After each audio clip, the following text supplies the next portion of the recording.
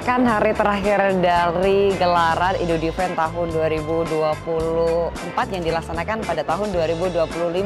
Nah, jika kita lihat bersama, ini tentunya banyak sekali pameran di bidang industri pertahanan dari berbagai negara yang bisa kita lihat.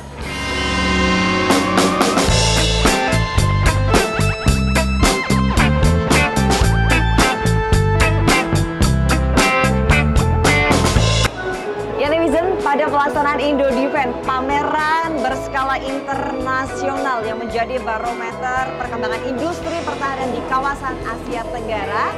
Kali ini TNI Angkatan Laut berkesempatan untuk menampilkan beberapa. Salah satunya kalau kita kemarin sudah berbicara mengenai Dinas Penelitian dan Pengembangan TNI Angkatan Laut, Pusidrosal. Dan hari ini yang menarik perhatian saya, di sini ada booth Sekolah Tinggi Teknologi Angkatan Laut. Sepertinya ada barang-barang yang menyita mata saya. Selamat pagi. Selamat pagi, Mbak. Selamat pagi. Dengan siapa ini, Pak? Saya Letkol Laut Pelaut Julianto. Letkol Laut Pelaut Julianto. Ini benar ya di booth-nya Sekolah Tinggi Teknologi Angkatan Laut? Iya, betul. Ini booth-nya STTL, Sekolah Tinggi Teknologi Angkatan Laut. Mungkin Letkol Julianto sebagai apa mungkin di sini? Saya saat ini menjabat sebagai Kaprodi S1 Hidrografi, Mbak. Oh, Kaprodi S1 Hidrografi. Betul. Oh, ini berarti booth-nya STTL saja nih. Betul. Tapi ini ngomong-ngomong ada yang menarik perhatian saya nih. Bisa dijelaskan apa saja sih yang ada di sini? Jadi gini, Mbak. Ini kita pamerkan seluruhnya adalah peralatan yang dibuat oleh mahasiswa STTL. Ya, mulai dari alat penentuan posisi ini untuk global positioning system, ini ada peralatan untuk ROV, ada untuk pengukuran data CTD, data pasang surut, ada juga ini untuk pengukuran kedalaman. Gitu, Mbak. Berarti ini semuanya berkaitan dengan hidrografi. Betul. Gitu. Ini alat-alat yang dibuat rancang bangunnya oleh mahasiswa teknik hidro. Gitu. Baik. Ya. Kalau ini apa ini? Nah, ini peralatan namanya AWS, Automatic Weather System. Jadi alat ini digunakan untuk mengetahui kondisi cuaca di daerah survei. Ya, alat ini dirancang oleh mahasiswa D3 Teknik Hidros Angkatan ke-18, Serka Rizky. Ini dikombinasikan dengan alat pengukur pasang surut, Mbak. Baik. Jadi bagaimanapun alat ini dipasang, kita bisa monitor atau download datanya secara real time. Ya, ini pakai tenaga surya, jadi kita tidak perlu lagi ragu-ragu.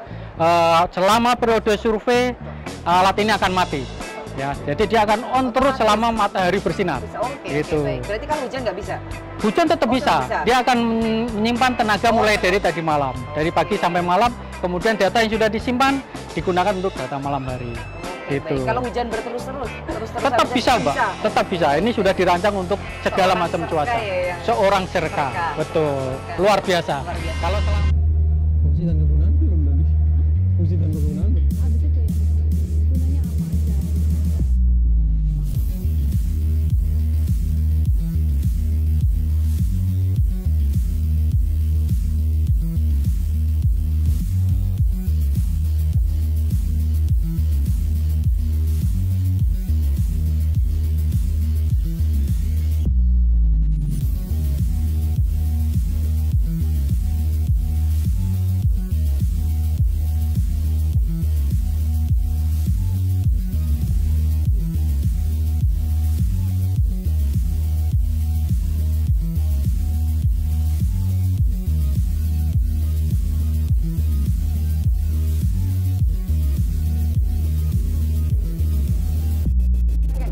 Ya, baik, terima kasih netizen masih stay tune bersama kami. Kita akan selanjutnya bertanya-tanya mengenai alat ini. Tapi ngomong-ngomong netizen, kalau kita jongkok kayaknya kurang enak. Saya lihat di situ ada kursi.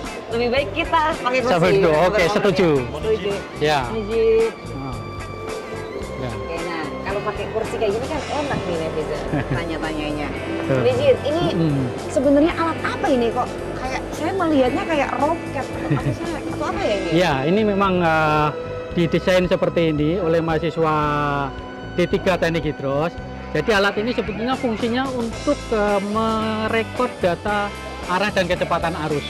Ya, jadi seperti yang saya jelaskan tadi, kalau misalnya kita sudah diberikan daerah survei untuk pemetaan di suatu tempat, kita harus mengetahui arah dan kecepatan arus di situ. Ya. Sehingga nanti ke depan diharapkan kapal-kapal yang akan sandar di suatu daerah, di kapal baik KRI maupun kapal niaga, itu bisa melihat data kecepatan dan arus di daerah tersebut. Baik, kalau ini tadi itu ya. Cuaca dan pasang surut. Dan ini adalah untuk arah dan kecepatan arus. Arah dan kecepatan arus. Berarti semuanya saling berkesinambungan gitu ya mungkin. Ngomong-ngomong ini kan kita sudah berbicara yang berada di bawah nih, di bawah laut. Ya. Yang menarik perhatian saya lagi nih, yang di atas nih. Apa ini di atas ini? Pesawat tapi kayak ada baling-baling warna orange. Tapi untuk merescue apa ya? Betul. Jadi kalau ngomongin dua drone ini, saya panggilkan ahlinya. Oh, ada ahlinya. Iya, betul. Nih. Ahlinya untuk merangkai dan mengoperasikan ini. Iya, betul. Baik. Saya panggilkan Mayor Topik. Baik. Nah, ini ahlinya. Mayor Topik. Ya.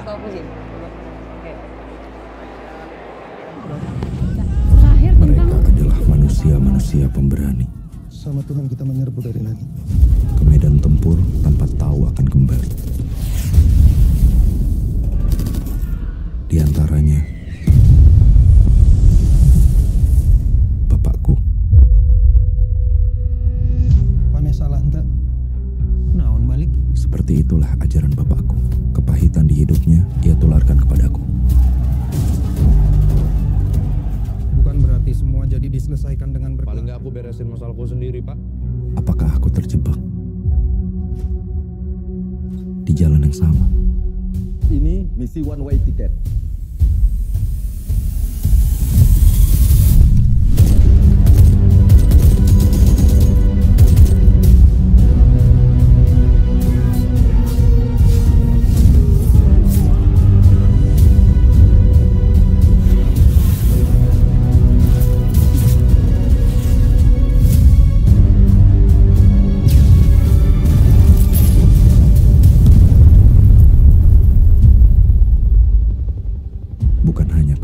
Semata, tapi butuh keyakinan kuat. Tuh kan, persiapan. Santai tenang. Selamat pagi. Pagi Mbak. Pagi. Ini di sini sebagai apa ini? Saya sebagai koordinator dosen dari Teknik STTA Hidros, Mbak. Oke, tapi ngomong-ngomong, ini saya mau bertanya mengenai hal ini nih mungkin. Untuk rescue ini bermanfaat, dia dapat landing maupun take off secara vertikal, artinya dia tidak membutuhkan tempat landing yang luas.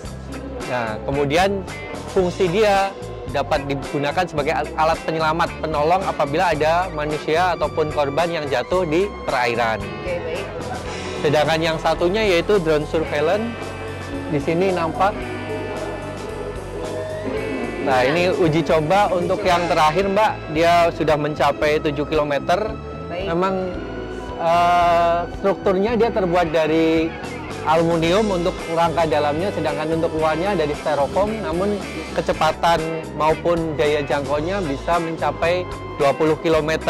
Baik. Nah, di sini terlihat untuk hasil gambarnya sangat terang sekali dan bisa bermanfaat untuk pemantauan intelijensi ataupun patroli laut seperti itu, Mbak. Tapi aslinya nggak sekecil ini kan, ini hanya barang ini yang terbang, Mbak. Oh, ini bukan replika, tapi barang ini yang iya. Oh, ini dua-duanya asli. Betul, asli. Ya. Oh, baik. Berarti ini keutamaan fungsinya itu sebenarnya apa menjadi dua barang ini? Ya tadi, Mbak, jadi yang ini untuk rescue, betul. Yang ini untuk surveillance itu pemantauan mata-mata, pengawasan pakai yang ini, Mbak. Betul. Kalau ini untuk rescue apa ini? Nah, jadi begitu manakala melihat target ada di laut, pelampung ini bisa dijatuhkan dari atas seperti itu. Jadi bisa menolong orang yang tenggelam dengan pelampung tersebut, Mbak, di atas gitu, Mbak. Baik, betul. Tapi jarak tempuhnya berapa? Nah, untuk yang ini memang jarak tempuhnya 1 kilo, 2 kilo. Untuk jarak tempuh tidak terlalu jauh. Tapi kalau yang ini kita memang memaksimalkan untuk jangkauannya bisa mencapai 20 km gitu, Mbak. Juga untuk ini untuk pemantauan mata-mata intelijensi, betul sekali, betul. Biasanya untuk kedepannya ini untuk intelijen apa ini, Mas? Misalnya bisa juga digunakan untuk pasukan pendaratan. Sebelum pasukan mendarat dia bisa mengamati apakah medan tersebut memungkinkan untuk dilakukan pendaratan. Seperti itu juga bisa untuk patroli perbatasan juga bisa kalau mungkin daya jangkaunya bisa diperjauh lagi. Oh, kalau itu, ini kalau kendala terbangnya biasanya apa ini?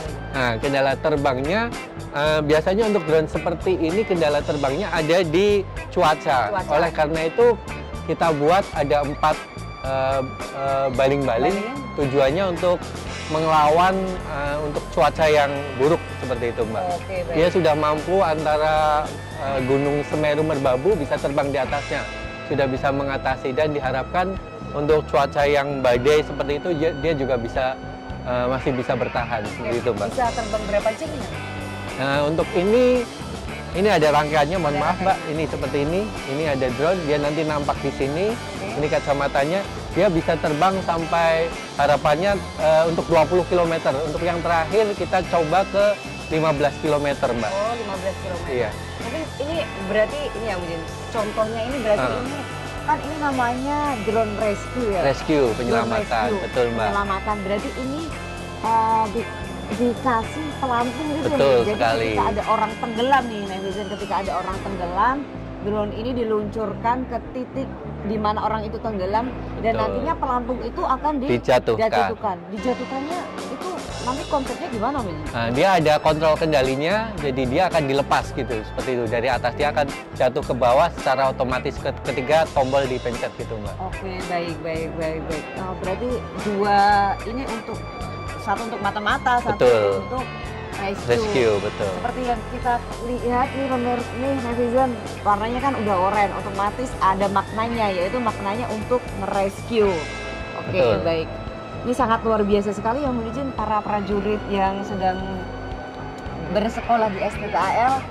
Ya, netizen, itu tadi bincang-bincang luar biasa saya dengan para aswa dan teknokrat yang berada di Sekolah Tinggi Teknologi Angkatan Laut. Semoga STTAL semakin berkembang, semakin maju ke depannya dan bermanfaat bagi negara, khususnya TNI Angkatan Laut. Maju terus STTAL dan semoga bermanfaat bagi masyarakat, bangsa, dan negara.